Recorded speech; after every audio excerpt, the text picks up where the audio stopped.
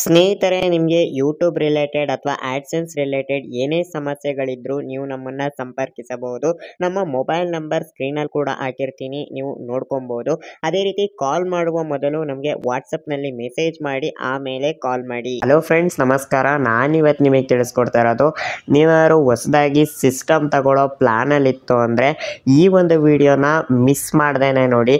ಯಾಕಂದರೆ ಈ ಒಂದು ಸಿಸ್ಟಮ್ ತಗೊಳ್ಳೋದ್ರಲ್ಲೂ ನೀವು ತುಂಬಾ ಹೋಮ್ವರ್ಕ್ ಮಾಡಬೇಕಾಗುತ್ತೆ. ಸೊ ಏನೇನು ಹೋಮ್ವರ್ಕು ಅಂತ ಕೂಡ ತಿಳಿಸ್ಕೊಡ್ತೀನಿ. ಅದೇ ರೀತಿ ಈ ನೀವು ಕಂಪ್ಯೂಟರ್ ತೊಗೋಬೇಕಾ, ಲ್ಯಾಪ್ಟಾಪ್ ತೊಗೋಬೇಕಾ, ಮತ್ತು ಏನೇನು ಸ್ಪೆಸಿಫಿಕೇಷನ್ ನೋಟ್ ತೊಗೋಬೇಕು, ಸೊ ಈ ರೀತಿ ಅನೇಕ ರೀತಿ ನೀವು ಹೋಮ್ವರ್ಕ್ ಮಾಡಬೇಕಾಗುತ್ತೆ. ಸೊ ಯಾವ ರೀತಿ ಏನೇನು ಸ್ಪೆಸಿಫಿಕೇಷನ್ ನೋಟ್ ತೊಗೊಬೇಕು, ಯಾವುದನ್ನು ತೊಗೋಬೇಕು, ಲ್ಯಾಪ್ಟಾಪ್ ತೊಗೋಬೇಕಾ, ಕಂಪ್ಯೂಟರ್ ತೊಗೋಬೇಕಾ, ಇದ್ರ ಬಗ್ಗೆ ಎಲ್ಲ ಈ ಒಂದು ವಿಡಿಯೋದಲ್ಲಿ ಡೀಟೇಲ್ ಆಗಿ ತಿಳಿಸ್ಕೊಡ್ತೀನಿ. ಈ ಒಂದು ವಿಡಿಯೋನ ಎಲ್ಲೂ ಸ್ಕಿಪ್ ಮಾಡ್ದೇನೆ ಕೊನೆ ತನಕ ನೋಡಿ. ವಿಡಿಯೋ ಶುರು ಮಾಡೋಣ. ಅದಕ್ಕೂ ಮುಂಚೆ ನೀವು ಇನ್ನೂ ನನ್ನ ಯೂಟ್ಯೂಬ್ ಚಾನಲ್ನ ಸಬ್ಸ್ಕ್ರೈಬ್ ಆಗಿಲ್ಲ ಅಂದರೆ ಮೇಲ್ಗಡೆ ಕಾಣ್ತಿರೋ ಬ್ಲ್ಯಾಕ್ ಕಲರ್ ಸಬ್ಸ್ಕ್ರೈಬ್ ಬಟನ್ ಮೇಲೆ ಕ್ಲಿಕ್ ಮಾಡಿ, ಹಾಗೆ ಪಕ್ಕದಲ್ಲಿ ಬರೋ ನೋಟಿಫಿಕೇಷನ್ ಮೇಲೆ ಕ್ಲಿಕ್ ಮಾಡಿ ಆಲ್ನ ಸೆಲೆಕ್ಟ್ ಮಾಡ್ಕೊಳ್ಳಿ. ನಾನು ಇದೇ ರೀತಿ ಯಾವುದೇ ಹೊಸ ವೀಡಿಯೋಸ್ಗಳನ್ನ ಅಪ್ಲೋಡ್ ಮಾಡಿದ್ರು ನಿಮಗೆ ಕೂಡಲೇ ನೋಟಿಫಿಕೇಷನ್ ಅನ್ನೋದು ಬರ್ತಾ ಇರುತ್ತೆ. ಸೊ ಮೊದಲನೇದಾಗಿ ವಿಡಿಯೋ ಶುರು ಮಾಡೋಣ. ಮೊದಲಿಗೆ ಈ ಒಂದು ಸಿಸ್ಟಮ್ ಹೊಸದಾಗಿ ನೀವು ತಗೊಳ್ಳೋ ಪ್ಲ್ಯಾನಲ್ಲಿತ್ತು ಅಂದರೆ ಲ್ಯಾಪ್ಟಾಪ್ ತೊಗೋಬೇಕಾ ಅಥವಾ ಕಂಪ್ಯೂಟರ್ ತೊಗೊಬೇಕಾ, ಇದು ಮೊದಲನೇದಾಗಿ ತಿಳಿಸ್ಕೊಡ್ತೀನಿ. ಸೊ ನೀವು ಮೊದಲನೇದಾಗಿ ನೀವು ಲ್ಯಾಪ್ಟಾಪ್ ತೊಗೋಬೇಕಿತ್ತು ಅಂದರೆ ಫಸ್ಟು ನೀವು ರಿಕ್ವೈರ್ಮೆಂಟ್ ನೋಡ್ಕೊಳ್ಳಿ. ನೀವು ಹೊರಗಡೆ ಎಲ್ಲ ತೊಗೊಂಡು ಹೋಗ್ತೀರಾ, ಸೊ ನೀವು ಸ್ಟೂಡೆಂಟ್ ಆಗಿದ್ದೀರಾ, ಸೊ ಕಾಲೇಜ್ಗೆಲ್ಲ ತೊಗೊಂಡು ಹೋಗ್ತೀನಿ. ಅದೇ ರೀತಿ ನೀವು ವರ್ಕ್ ಪರ್ಪಸ್ಸು, ಇವಾಗ ಆಫೀಸ್ಗೆ ಎಲ್ಲೋ ಒಂದು ಕಡೆ ನೀವು ಟ್ರಾವೆಲ್ ಮಾಡ್ತಿರ್ತೀರ, ಜಾಸ್ತಿ ಟ್ರಾವೆಲಿಂಗ್ ಇರುತ್ತೆ ನಿಮ್ಮದು ಅಂದರೆ, ಸೊ ನೀವು ಲ್ಯಾಪ್ಟಾಪ್ ತೊಗೊಳ್ಳೋದು ಬೆಸ್ಟ್ ಅಂತ ಹೇಳ್ತೀನಿ. ಅದೇ ನೀವು ಮನೆಯಲ್ಲೇ ಇರ್ತೀನಿ, ಇಲ್ಲ ಯಾವುದೋ ಒಂದು ಆಫೀಸಲ್ಲಿ ಒಂದು ಜಾಗದಲ್ಲಿ ಕೂತ್ಕೊಂಡು ವರ್ಕ್ ಮಾಡ್ತೀನಿ ಅನ್ನೋರಿಗೆ ಲ್ಯಾಪ್ಟಾಪಿನ ಅವಶ್ಯಕತೆ ಇರಲ್ಲ. ಅಂಥವರು ಕಂಪ್ಯೂಟರ್ ತೊಗೊಳ್ಳೋದು ತುಂಬ ಒಳ್ಳೆಯದು ಅಂತ ಹೇಳ್ತೀನಿ. ಅದೇ ರೀತಿ ನಾನು ನಿಮಗೆ ಸಜೆಸ್ಟ್ ಮಾಡೋದುವೆ ಕಂಪ್ಯೂಟರ್ ತೊಗೊಳ್ಳಿ ಅಂತಲೇ ಹೇಳ್ತೀನಿ. ಯಾಕಂದರೆ ಕಂಪ್ಯೂಟರ್ ಅಂದರೆ ನೀವು ಪ್ರತಿಯೊಂದನ್ನು ಚೇಂಜಸ್ ಮಾಡ್ಬೋದು. ಸೊ ಏನಾದ್ರು ಪ್ರಾಬ್ಲಮ್ ಆಯಿತು, ಏನೋ ಒಂದು ಚಿಕ್ಕ ಪುಟ್ಟದ್ದು ಇಶ್ಯೂ ಬಂತು ಅಂದರೆ ಅದನ್ನು ನೀವು ಪರ್ಟಿಕ್ಯುಲರಾಗಿ ಅಪ್ಡೇಟ್ ಮಾಡ್ಬೋದು, ಚೇಂಜಸ್ಗಳು ಮಾಡ್ಕೋಬೋದು. ಅದೇ ಲ್ಯಾಪ್ಟಾಪಲ್ಲಿ ಆ ರೀತಿ ಅಲ್ಲ. ನೀವು ಒಂಥರ ಒಂದು ಮೊಬೈಲ್ ಖರೀದಿ ಮಾಡ್ದಂಗೆ ಇರುತ್ತೆ. ಒಂದು ಮೊಬೈಲಲ್ಲಿ ಯಾವ ರೀತಿ processor, RAM, storage, mother board ಪ್ರತಿಯೊಂದು ಒಂದೇ ಮೊಬೈಲಲ್ಲಿ ಇಂಟಿಗ್ರೇಟ್ ಆಗಿರುತ್ತೋ ಅದೇ ರೀತಿ ಲ್ಯಾಪ್ಟಾಪ್ ಕೂಡ ಒಂದೇ ಇದರಲ್ಲಿ ಎಲ್ಲದೂ ಕೂಡ ಇಂಟಿಗ್ರೇಟ್ ಮಾಡಿರ್ತಾರೆ. ಅದೇ ಕಂಪ್ಯೂಟರ್ ಆ ರೀತಿ ಅಲ್ಲ. ಪ್ರತಿಯೊಂದನ್ನು ನಾವೇ ಸ್ಪೇರ್ ಪಾರ್ಟ್ಸ್ಗಳನ್ನು ತೊಗೊಬೇಕಾಗುತ್ತೆ. ಸೊ ನಾವೇ ಒಂದೊಂದು ಪಾರ್ಟ್ಸ್ಗಳನ್ನು ಕೂಡ ಅಸೆಂಬಲ್ ಮಾಡಿಸ್ಬೇಕಾಗುತ್ತೆ. ಸೊ ಹಂಗಾಗಿ ನೀವು ಕಂಪ್ಯೂಟರ್ ತಗೊಳ್ಳೋದು ಬೆಸ್ಟ್ ಅಂತ ಹೇಳ್ತೀನಿ. ಅದೇ ರೀತಿ ಪ್ರೈಸ್ ವಿಚಾರಕ್ಕೆ ಹೋಗೋದಾದರೆ, ಸೊ ಕಂಪ್ಯೂಟರ್ ಅದೇ ರೀತಿ ಲ್ಯಾಪ್ಟಾಪ್ ಈ ಎರಡಕ್ಕೂ ಡಿಫ್ರೆನ್ಸ್ ನೋಡೋದಾದರೆ ಲ್ಯಾಪ್ಟಾಪ್ ಪ್ರೈಸ್ ಏನಿರುತ್ತೆ ಅದು ಸ್ವಲ್ಪ ಕಡಿಮೆ ಇರುತ್ತೆ ಕಂಪ್ಯೂಟರ್ಗೆ ಕಂಪೇರ್ ಮಾಡ್ತು ಅಂದರೆ. ಅದೇ ರೀತಿ ಕಂಪ್ಯೂಟರ್ ಪ್ರೈಸು ಸ್ವಲ್ಪ ಮಟ್ಟಿಗೆ ಸ್ಟಾರ್ಟಿಂಗಲ್ಲಿ ಎಕ್ಸ್ಪೆನ್ಸಿವ್ ಇರುತ್ತೆ. ಸೊ ನೀವು ಪ್ರತಿಯೊಂದನ್ನು ತೊಗೋಬೇಕಾಗುತ್ತೆ.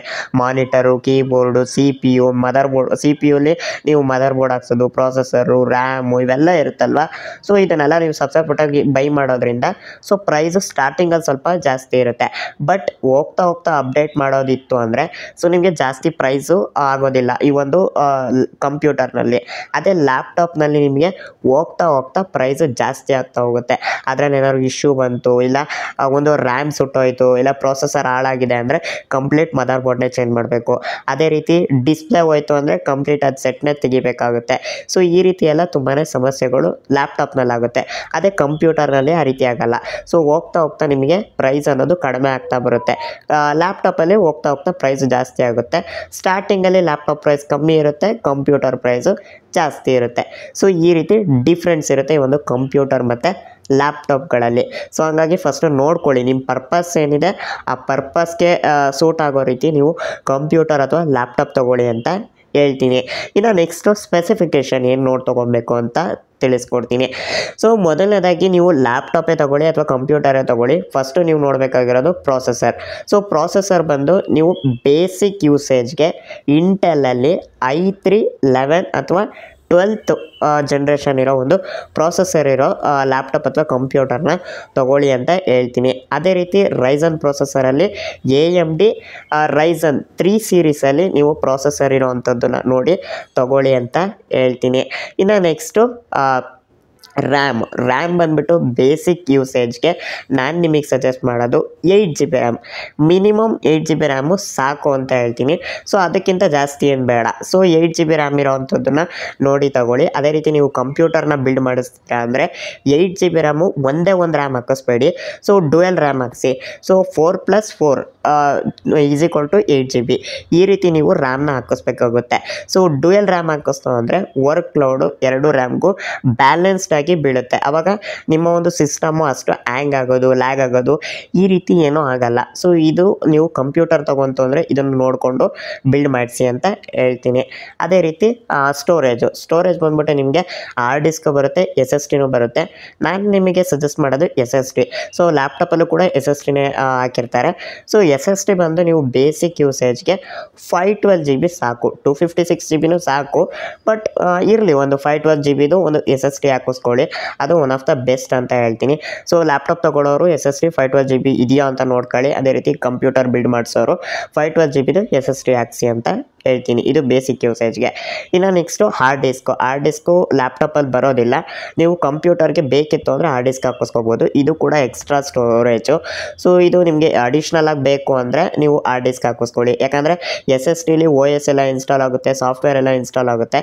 ಸೊ ಜಾಸ್ತಿ ನೀವು SSDಗೆ ಪ್ರತಿಯೊಂದನ್ನು ಸ್ಟೋರ್ ಮಾಡೋದು ಸ್ವಲ್ಪ ಕಷ್ಟ ಆಗುತ್ತೆ. ಅದೇ ಹಾರ್ಡ್ ಡಿಸ್ಕ್ ಇತ್ತು ಅಂದರೆ ನೀವು ಎಲ್ಲದನ್ನು ಸ್ಟೋರ್ ಮಾಡ್ಕೋಬೋದು. ವೀಡಿಯೋಸ್ಗಳು, ಫೋಟೋಸ್ಗಳು, ಡಾಕ್ಯುಮೆಂಟ್ಸ್ಗಳು ಇದನ್ನೆಲ್ಲ ನೀವು ಹಾರ್ಡ್ ಡಿಸ್ಕಿಗೆ ಸ್ಟೋರ್ ಮಾಡಿಟ್ಕೋಬೋದು. ಹಂಗಾಗಿ ಕಂಪ್ಯೂಟರ್ ಬಿಲ್ಡ್ ಮಾಡೋರು ಹಾರ್ಡ್ ಡಿಸ್ಕು ಕೂಡ ಹಾಕಿಸ್ಕೊಳ್ಳಿ. ಹಾರ್ಡ್ ಡಿಸ್ಕು ನೀವು 512 GB SSD ಹಾಕಿಸ್ಕೊಂಡಿದ್ದೀರಾ ಅಂದರೆ ಹಾರ್ಡ್ ಡಿಸ್ಕು 1 TB ಹಾಕಿಸ್ಕೊಳ್ಳಿ. ಬೇಜಾನಾಯಿತು ಅಂತ ಹೇಳ್ತೀನಿ. ಸೊ ಇನ್ನು ನೆಕ್ಸ್ಟು ಗ್ರಾಫಿಕ್ ಕಾರ್ಡು ಬೇಸಿಕ್ ಯೂಸೇಜ್ಗೆ ಅವಶ್ಯಕತೆ ಇಲ್ಲ. ಅದೇ ರೀತಿ ಲ್ಯಾಪ್ಟಾಪಲ್ಲಿ ಪ್ರೊಸೆಸರಲ್ಲೇ ಇಂಟಿಗ್ರೇಟ್ ಮಾಡಿರ್ತಾರೆ ಒಂದು ಬೇಸಿಕ್ ಗ್ರಾಫಿಕ್ ಕಾರ್ಡ್ನ. ಸೊ ಹಂಗಾಗಿ ನೀವು ಗ್ರಾಫಿಕ್ ಕಾರ್ಡು ಬೇಸಿಕ್ ಯೂಸೇಜ್ಗೆ ಅವಶ್ಯಕತೆ ಇಲ್ಲ. ಹಂಗೂ ನೀವು ತಗೊಳ್ಳೇಬೇಕು, ಗ್ರಾಫಿಕ್ ಕಾರ್ಡ್ ಇರಲೇಬೇಕು ಅಂದರೆ ಒಂದು 2 GB graphic card computer build ಮಾಡಿಸೋರು ಹಾಕಿಸ್ಕೊಳ್ಳಿ ಅಂತ ಹೇಳ್ತೀನಿ. ಸೊ ಬೆಸ್ಟ್ ಅಂದರೆ ಬೆಸ್ಟ್ ಅಂತ ಹೇಳ್ತೀನಿ.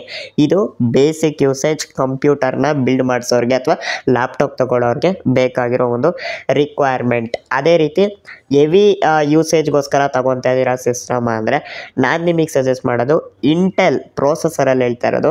ಇಂಟೆಲ್ 5 12th ಅಥವಾ 11th ಜನರೇಷನ್ ಇರುವ ಒಂದು ಪ್ರೊಸೆಸರ್ ಇರುವಂಥದ್ದನ್ನು ನೋಡಿ ತಗೊಳ್ಳಿ ಅಂತ ಹೇಳ್ತೀನಿ. ಇಂಟೆಲ್ ಬರೀ 5 ಸೀರೀಸೇ ತಗೊಳ್ಳಿ ಅಂತ ಹೇಳಲ್ಲ.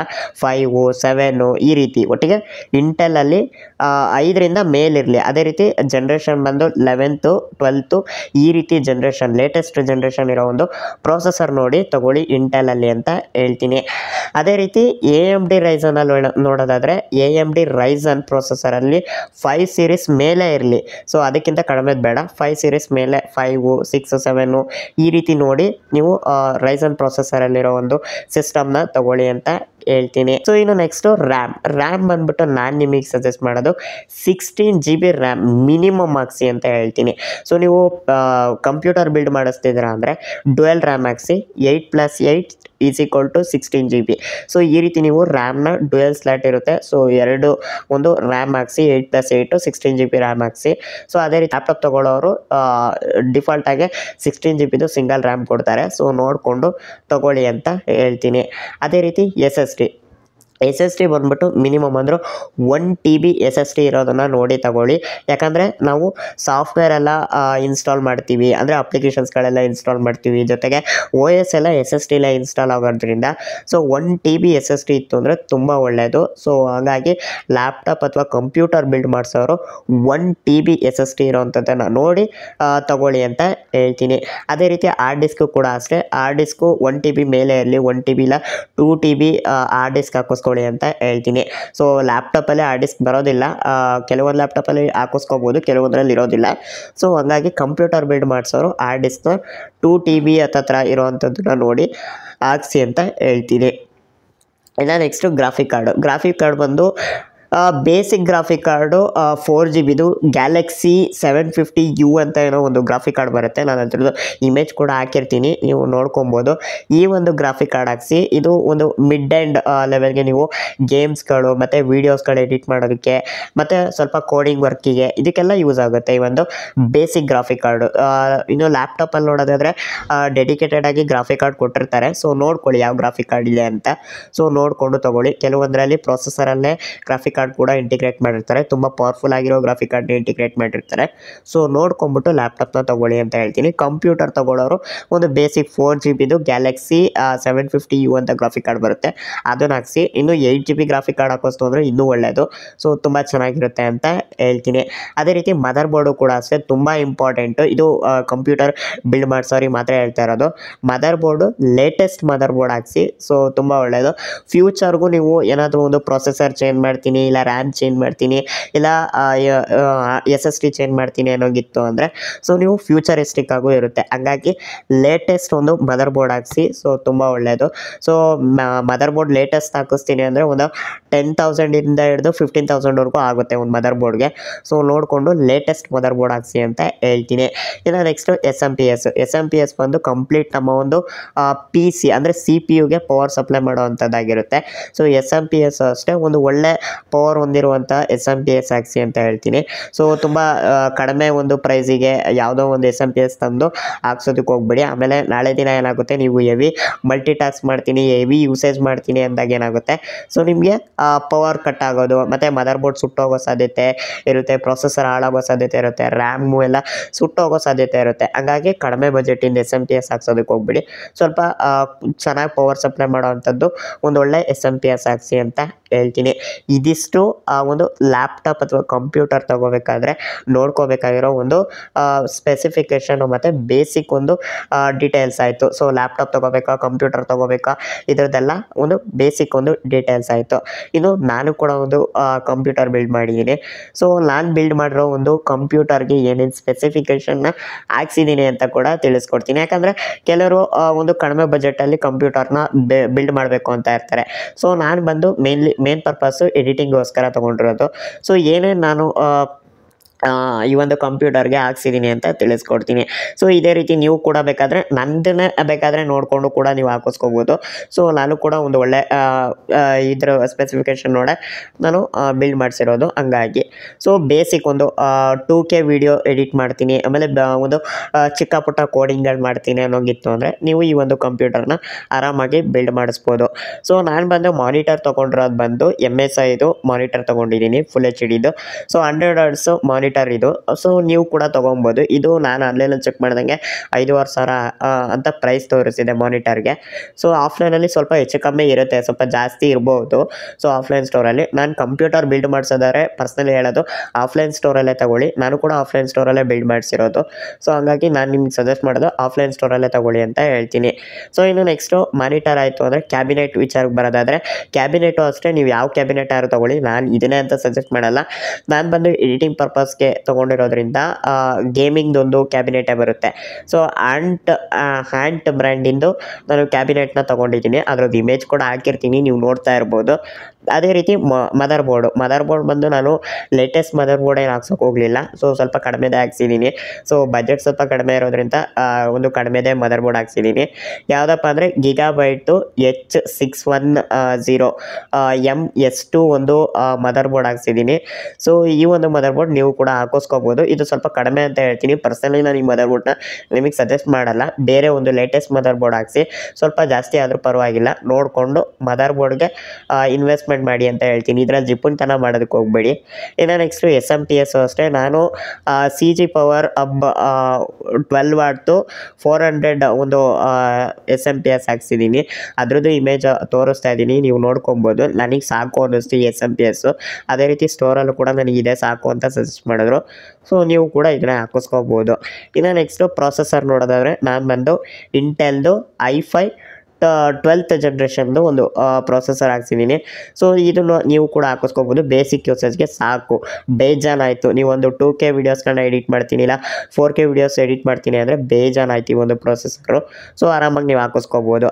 ಅದೇ ರೀತಿ ನೆಕ್ಸ್ಟು ನಾನು ರ್ಯಾಮ್ ವಿಚಾರಕ್ಕೆ ಬರೋದಾದರೆ ರ್ಯಾಮ್ ಕೂಡ ಅಷ್ಟೇ. ಸೊ ನಾನು 16GB ರ್ಯಾಮ್ ಹಾಕ್ಸಿದ್ದೀನಿ, ಅಂದರೆ 8+8 16GB ರ್ಯಾಮ್ ಹಾಕ್ಸಿದ್ದೀನಿ. ಇದೇ ರೀತಿ ನೀವು ಕೂಡ 16GB RAM minimum heavy use ಮಾಡ್ತೀನಿ ಅಂದರೆ ಮಿನಿಮಮ್ 16GB ರ್ಯಾಮ್ ಹಾಕ್ಸಿ ಅಂತಲೇ ಹೇಳ್ತೀನಿ. ಅದೇ ರೀತಿ ನೆಕ್ಸ್ಟು ಎಸ್ ಎಸ್ ಟಿ ನೋಡೋದಾದರೆ ಎಸ್ ಎಸ್ ಟಿ ಬಂದು ನಾನು 1 TB ಹಾಕ್ಸಿದ್ದೀನಿ. ಸೊ ಇನ್ನು ಹಾರ್ಡ್ ಡಿಸ್ಕ್ ನಾನು ಹಾಕ್ಸಿಲ್ಲ. ಸೊ ಹಾರ್ಡ್ ಡಿಸ್ಕ್ ಇನ್ನೂ ಆಪ್ಷನ್ ಬಿಟ್ಕೊಂಡಿದ್ದೀನಿ. ಸೊ ನೆಕ್ಸ್ಟ್ ಇನ್ ಫ್ಯೂಚರ್ಗೆ ಏನಾದ್ರು ಸ್ವಲ್ಪ ಅಮೌಂಟ್ ಏನಾದ್ರು ಅಡ್ಜಸ್ಟ್ ಆಯಿತು ಅಂದರೆ ಸೊ ಹಾರ್ಡ್ ಡಿಸ್ಕು ಕೂಡ ಹಾಕ್ಸೋ ಪ್ಲ್ಯಾನ್ ಇದೆ. ಸೊ ನೋಡೋಣ. ಸೊ ನೀವು ಈ ಒಂದು ಗಿಗಾಬೈಟ್ದು H610 HS2 ಒಂದು ಏನು ಮದರ್ ಬೋರ್ಡ್ ಇದೆ, ಈ ಒಂದು ಮದರ್ ಬೋರ್ಡ್ಗೆ ಎಸ್ ಎಸ್ ಟಿ 1 TB ಹಾಕಿಸ್ತೀನಿ ಅಂದರೆ ನೀವು ಹಾರ್ಡ್ ಡಿಸ್ಕು 2 TB ಹಾಕಿಸ್ಬೋದು. ಸೊ ನೋಡಿ ಒಂದ್ಸತಿ ನಿಮ್ಮ ಬಜೆಟಿಗೆ ರಿಕ್ವೈರ್ಮೆಂಟ್ ಇದೆ, ನಾನು ಇದೇ ಮದರ್ ಬೋರ್ಡ್ನ ಹಾಕಿಸ್ತೀನಿ, ಫ್ಯೂಚರ್ ಬೇಕಾದ್ರೆ ನಾನು ಅಪ್ಡೇಟ್ ಮಾಡ್ಕೊಂಡು ಹೋಗ್ತೀನಿ ಅಂದರೆ ನೀವು ಇದೇ ಮದರ್ ಬೋರ್ಡ್ ಹಾಕಿಸಿ 1 TB ಎಸ್ ಎಸ್ ಟಿ ಹಾಕಿಸ್ಕೊಂಡು ನೀವು 2 TBದು ಹಾರ್ಡ್ ಡಿಸ್ಕು ಕೂಡ ಹಾಕಿಸ್ಕೋಬೋದು. ಸೊ ಹಾರ್ಡ್ ಡಿಸ್ಕು ಒಂದು ಪೆನ್ ಡ್ರೈವ್ ಅಥವಾ ಮೆಮರಿ ಕಾರ್ಡ್ ಯಾವ ರೀತಿ ವರ್ಕ್ ಆಗುತ್ತೋ ಆ ರೀತಿ ವರ್ಕ್ ಆಗುತ್ತೆ. ಸೊ ಅದು ಬೇಗ ಹಾಳಾಗೋ ಸಾಧ್ಯತೆ ಇರುತ್ತೆ, ಹಾರ್ಡ್ ಡಿಸ್ಕು ಕರಪ್ಟರ್ ಆಗೋ ಸಾಧ್ಯತೆ ಇರುತ್ತೆ. ಅದೇ ಎಸ್ ಎಸ್ ಟಿ ಆದರೆ ಆ ಥರ ಕರಪ್ಟರ್ ಆಗಲ್ಲ. ಸೊ ಕರಪ್ಟರ್ ಆಗುತ್ತೆ ಬಟ್ ಅಷ್ಟು ಬೇಗ ಕರಪ್ಟರ್ ಆಗಲ್ಲ. ಸೊ ಚೆನ್ನಾಗಿರುತ್ತೆ ಎಸ್ ಎಸ್ ಟಿ. ಅದು ಹಂಗಾಗಿ ನಾನು 1 TBದು ಎಸ್ ಎಸ್ ಟಿ ಹಾಕ್ಸಿದ್ದೀನಿ. ಇನ್ನು ನೆಕ್ಸ್ಟು ಗ್ರಾಫಿಕ್ ಕಾರ್ಡ್ ಬಗ್ಗೆ ನೋಡೋದಾದರೆ ನಾನು ಗ್ರಾಫಿಕ್ ಕಾರ್ಡ್ ಅದೇ ಹೇಳಿದ್ನಲ್ಲ 4 GBದು ಗ್ಯಾಲಕ್ಸಿ 730 LP ಒಂದು ಗ್ರಾಫಿಕ್ ಕಾರ್ಡ್ ಹಾಕ್ಸಿದ್ದೀನಿ. ಸೊ ನೀವು ಕೂಡ ಇದೇ ಒಂದು ಗ್ರಾಫಿಕ್ ಕಾರ್ಡ್ನ ಹಾಕಿಸ್ಬೋದು. ಇದು ಬೇಸಿಕ್ ಯೂಸೇಜ್ಗೆ ಬೇಜಾನಾಯಿತು ಅಂತ ಹೇಳ್ತೀನಿ. ಸೊ ಇನ್ನು ನೆಕ್ಸ್ಟು ಕೀಬೋರ್ಡು ಮೌಸ್ ಬಂದು ನಾನು ಕಾಂಬೋದಲ್ಲಿ ತೊಗೊಂಡೆ ಡೆಲ್ ಬ್ರ್ಯಾಂಡಲ್ಲಿ. ಸೊ ನೀವು ಬೇಕಾದರೆ ಯಾವುದಾದ್ರೂ ಬ್ರ್ಯಾಂಡಿಂದು ಕೀಬೋರ್ಡು ಮೌಸ್ನ ತೊಗೋಬೋದು. ಸೊ ಇದು ಕೂಡ ನಾನೇನು ಸಜೆಸ್ಟ್ ಮಾಡೋದಕ್ಕೆ ಹೋಗಲ್ಲ. ಮಾನಿಟರು ಅಷ್ಟೇ MSIದೇ ತೊಗೊಳ್ಳಿ ಅಂತ ಹೇಳಲ್ಲ, ಜೆಬ್ರಾನಿಕ್ದು ಒಂದು ಚೆನ್ನಾಗಿದೆ. ಸೊ ಜೆಬ್ರಾನಿಕಲ್ಲಾದರೆ ನಿಮಗೆ ಬೈ ಡಿಫಾಲ್ಟ್ ಒಂದು ಸ್ಪೀಕರ್ ಕೂಡ ಬರುತ್ತೆ, ಜೊತೆಗೆ ಮಾನಿಟರು ಕೂಡ ಸಿಗುತ್ತೆ. ಸೊ ಈ MSIಲಿ ಬೈ ಡಿಫಾಲ್ಟ್ ಸ್ಪೀಕರ್ ಇಲ್ಲ, ನೀವು ಹೆಡ್ಫೋನ್ ಕನೆಕ್ಟ್ ಮಾಡ್ಕೋಬೇಕಾಗುತ್ತೆ. ಸೊ ಇದನ್ನೆಲ್ಲ ನೀವು ನೋಡಿಕೊಂಡು ತೊಗೊಳ್ಳಿ ಅಂತ ಹೇಳ್ತೀನಿ. ಸೊ ಒಂದು ಕಂಪ್ಯೂಟರ್ ಅಥವಾ ಲ್ಯಾಪ್ಟಾಪ್ ತೊಗೋಬೇಕಾದ್ರೆ ತುಂಬಾ ಹುಷಾರಾಗಿರಿ. ಸೊ ನಾನು ಬಂದು ಕಂಪ್ಯೂಟರ್ ಬಿಲ್ಡ್ ಮಾಡಿಸಿದ್ದು ದಾವಣಗೆರೆಯಲ್ಲಿ ದ್ಯುತಿ ಇಂಪೋಟೆಕ್ಸ್ ಒಂದು ಸ್ಟೋರಲ್ಲಿ ನಾನು ಬಿಲ್ಡ್ ಮಾಡಿಸಿದ್ದು. ಸೊ ನೀವು ಯೂಟ್ಯೂಬಲ್ಲಿ needs of public YouTube channel ನೋಡಿದ್ದೀರಾ ಅಂದರೆ ನಿಮಗಿದ್ರು ಗೊತ್ತೇ ಇರುತ್ತೆ ಈ ಒಂದು ಸ್ಟೋರು. ಸೊ ಹೌದು, ನಿಂಗರಾಜ್ ಸರ್ ಅವ್ರ ಹತ್ರನೇ ನಾನು ದ್ಯುತಿ ಇಂಫೋಟೆಕ್ಸಲ್ಲಿ ಈ ಒಂದು ಸಿಸ್ಟಮ್ನ ನಾನು ಬಿಲ್ಡ್ ಮಾಡಿಸಿ ಅಲ್ಲಿಂದಲೇ ತರಿಸ್ಕೊಂಡಿದ್ದು. ನೀವು ಕೂಡ ಅಲ್ಲಿಂದಲೇ ತರಿಸ್ಕೊಬೋದು. ಅವರು ಕೂಡ ಪೋರ್ಟರು ಮಾಡ್ತಾರೆ ಮತ್ತು KSRTC ಬಸ್ಸಿಗೂ ಕೂಡ ಹಾಕಿ ಕಳಿಸ್ತಾರೆ, ಜೊತೆಗೆ ಕೊರಿಯರ್ ಕಾರ್ಗೋ ಕೂಡ ಮಾಡ್ತಾರೆ. ಸೊ ಒಂದ್ಸಲ ವಿಚಾರಿಸಿ, ಜೊತೆಗೆ ಟ್ರಾನ್ಸ್ಪೋರ್ಟೇಷನ್ಗೆ ನಿಮಗೆ ಎಕ್ಸ್ಟ್ರಾ ಅಡಿಷ್ನಲ್ ಚಾರ್ಜಸ್ ಕೂಡ ಆಗುತ್ತೆ. ಸೊ ನೋಡಿ ಮಾಡಿ ಅವ್ರ ಹತ್ರ ವಿಚಾರಿಸಿ ನೀವು ತಗೋಬೋದು. ಅವ್ರದ್ದು ಕಾಂಟ್ಯಾಕ್ಟ್ ಡೀಟೇಲ್ಸು ಮತ್ತು ಲೊಕೇಶನ್ ಡೀಟೇಲ್ಸ್ ಎಲ್ಲ ಡಿಸ್ಕ್ರಿಪ್ಷನ್ ಮೆನ್ಷನ್ ಮಾಡಿರ್ತೀನಿ, ಹೋಗಿ ಚೆಕ್ಔಟ್ ಮಾಡಿ. ಇದು ಯಾವುದೇ ರೀತಿ ಪ್ರಮೋಷನ್ ವೀಡಿಯೋ ಅಲ್ಲ, ನಾನು ತೊಗೊಂಡಿರೋದನ್ನು ನಾನು ನಿಮಗೆ ಸಜೆಸ್ಟ್ ಮಾಡಿದ್ದೀನಿ ಅಷ್ಟೇ.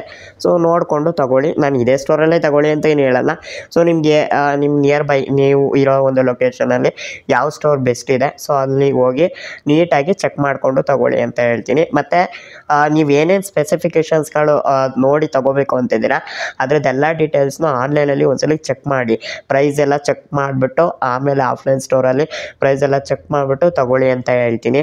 ಸೊ ಯಾವುದನ್ನು ರ್ಯಾಂಡಮಾಗಿ ತೊಗೊಳೋದಕ್ಕೆ ಹೋಗಬೇಡಿ, ಪ್ರತಿಯೊಂದನ್ನು ಹೋಮ್ವರ್ಕ್ ಮಾಡಿಬಿಟ್ಟು ಸೊ ಅದ್ರ ಬಗ್ಗೆ ಸ್ಟಡಿ ಮಾಡಿಬಿಟ್ಟು ಆಮೇಲೆ ತೊಗೊಳ್ಳಿ ಅಂತ ಹೇಳ್ತೀನಿ. ಇನ್ನು ಈ ಒಂದು ವಿಡಿಯೋ ಇಷ್ಟ ಆಯಿತು, ಅದೇ ರೀತಿ ಈ ಒಂದು ವಿಡಿಯೋ ಹೆಲ್ಪ್ಫುಲ್ ಆಯಿತು ಅಂದರೆ ಲೈಕ್ ಮಾಡಿ, ಹಾಗೆ ಈ ಒಂದು ವಿಡಿಯೋನ ನಿಮ್ಮ ಒಂದು ಫ್ರೆಂಡ್ಸ್ ಫ್ಯಾಮಿಲಿ ಮೆಂಬರ್ಸ್ಗಳ ಜೊತೆ ಸೋಷಿಯಲ್ ಮೀಡಿಯಾಗಳಲ್ಲಿ ಶೇರ್ ಮಾಡಿ. ಸೊ ಹಾಗೆ ನೀವು ಇನ್ನೂ ನನ್ನ ಯೂಟ್ಯೂಬ್ ಚಾನಲ್ನ ಸಬ್ಸ್ಕ್ರೈಬ್ ಆಗಿಲ್ಲ ಅಂದರೆ ಮೇಲ್ಗಡೆ ಕಾಣ್ತಿರೋ ಬ್ಲ್ಯಾಕ್ ಕಲರ್ ಸಬ್ಸ್ಕ್ರೈಬ್ ಬಟನ್ ಮೇಲೆ ಕ್ಲಿಕ್ ಮಾಡಿ, ಹಾಗೆ ಪಕ್ಕದ ಬರೋ ನೋಟಿಫಿಕೇಷನ್ ಮೇಲೆ ಕ್ಲಿಕ್ ಮಾಡಿ ಆಲ್ನ ಸೆಲೆಕ್ಟ್ ಮಾಡ್ಕೊಳ್ಳಿ. ನಾನು ಇದೇ ರೀತಿ ಯಾವುದೇ ಹೊಸ ವಿಡಿಯೋಸ್ಗಳನ್ನ ಅಪ್ಲೋಡ್ ಮಾಡಿದ್ರು ನಿಮಗೆ ಕೂಡಲೇ ನೋಟಿಫಿಕೇಶನ್ ಅನ್ನೋದು ಬರ್ತಾ ಇರುತ್ತೆ.